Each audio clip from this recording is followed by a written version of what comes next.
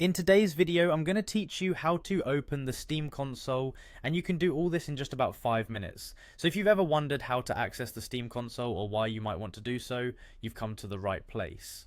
First things first, if you have Steam running on your computer right now, we're going to need to close it out completely. This means you should pause any downloads or in-game activities you're currently engaging in because we need Steam completely shut down for this process to work.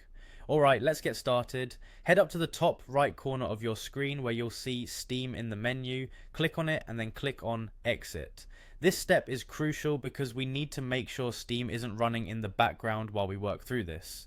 If it doesn't close right away, make sure to check your system tray and exit from there as well. Now, once you've confirmed that Steam is closed, move on over to your desktop's taskbar. You should still see the Steam icon there. What you want to do is right click on the Steam icon.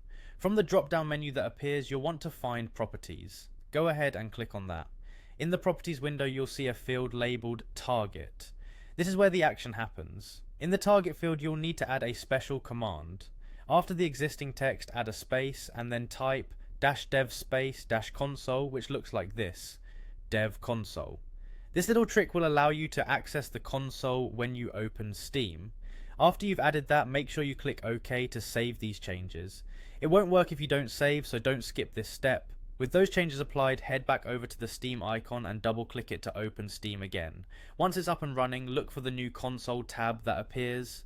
If everything was done correctly, you should now see a console tab available within your Steam client. And there you go, you've successfully unlocked the Steam console where you can now input various commands to interact with Steam on a deeper level. And that's it, simple and straightforward. Just as a quick recap, we closed Steam, adjusted a setting in the properties and reopened it. With the console now available, you can start exploring its capabilities.